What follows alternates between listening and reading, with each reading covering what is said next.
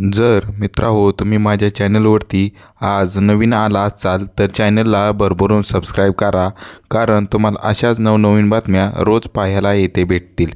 तर पहिल्यांदा हा व्हिडिओ संपूर्ण पहा आणि नंतर तुम्हाला हा व्हिडिओ आवडला असेल तर व्हिडिओला लाईक करा आणि चॅनलला सबस्क्राईब करायला विसरू नका। व्ही.आय.पी नेत्याला सर्व्हिस देण्यास नकार दिला, अंकिताचा जीव घेतला। अभिनेत्री उर्मिलाचा खळबळजनक दावा त्या रेस्टॉरंटमध्ये झाला। नवीन ऑडिओ व्हिडिओ क्लिपमुळे अंकिता भंडारी प्रकरण पुन्हा एकदा चर्चेत आले आहे। डेहराडूनमध्ये उत्तराखंडमधील अंकिता भंडारी हत्या प्रकरणाने अख्खा देश ढवळून निघाला। 18 सप्टेंबर 2022 ते 2026 रोजी अंकिताची हत्या करण्यात आली। तिचा मृतदेह 24 सप्टेंबरला सापडला। त्यानंतर 3 वर्ष 4 महिन्यांनी मे 2026 मध्ये कोर्टाने भाजप नेत्याचा मुलगा पुलकित आर्य आणि त्याचे मित्र अंकित गुप्ता सौरभ भास्कर यांना जन्मठेपेची शिक्षा सुनावली होती।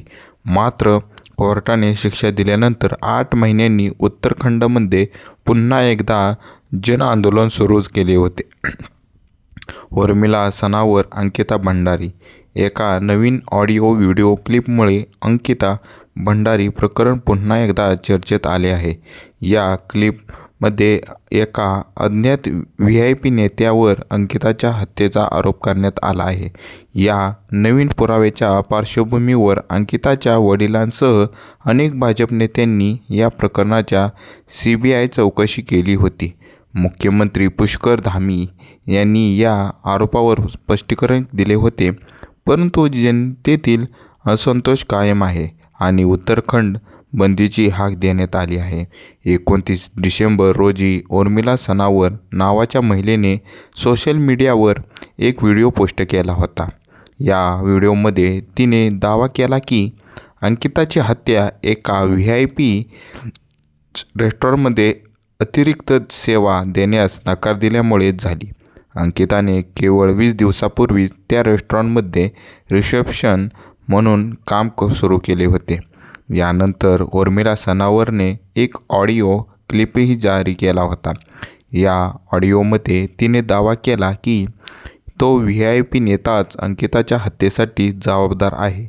या व्हिडिओ आणि ऑडिओमध्ये त्या व्ही.आय.पी नेत्याचे नावही घेण्यात आले होते। मात्र दिल्ली उच्च न्यायालयाने 7 जानेवारी रोजी या व्ही.आय.पी नेत्याचे नाव घेण्यावर बंदी घातली आहे। या व्ही.आय.पी नेत्या दिल्ली उच्च न्यायालयात पोहोचला होता।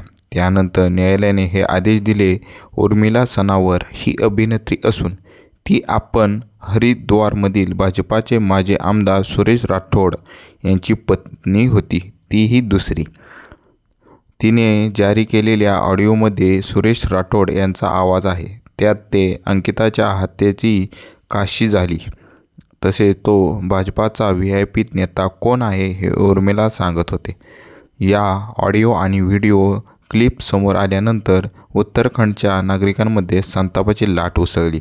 व्ही.आय.पी नेत्याला अटक करण्याची आणि प्रकरणाची CBI चौकशी करण्याची मागणी जोर धरू लागली होती। भाजपमधील अनेक नेत्यांनीही मुख्यमंत्री धामी यांच्याकडे या प्रकरणाची पुन्हा चौकशी करण्याची मागणी केली आहे। अंकिता भंडारीच्या वडिलांनी मुख्यमंत्र्याकडे नवीन पुराव्याच्या आधारे CBI चौकशी मागणी केली। या मागणीसाठी मुख्यमंत्र्याच्या कार्यालयाबाहेर धरणे आंदोलन करण्यात आले होते। 3 वर्षांपूर्वी या प्रकरणाच्या तपासासाठी स्थापन करण्यात आलेल्या विशेष तपास पथकाचे सदस्य हरिद्वार ग्रामीण ACP शेखर यांनी सांगितले की त्यावेळी व्ही.आय.पी अँगोलनेही या प्रकरणाचा तपास केला होता, परंतु तेव्हा त्यांना कोणाचाही पुरावा मिळाला नव्हता।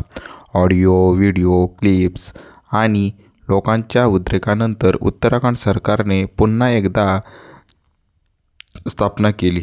SITने उर्मिला सनावरतीच्या दाव्याबद्दल आणि व्हिडिओबद्दल सखोल चौकशी केली। उर्मिलाला गायब झाल्याचे सांगण्यात आले, परंतु नंतर ती स्वतः EIT हजर झाली। ऑडिओ व्हिडिओ उर्मिलाने इतक्या वर्षानंतर हे खुलासे केले याचीही चौकशी करत आहे.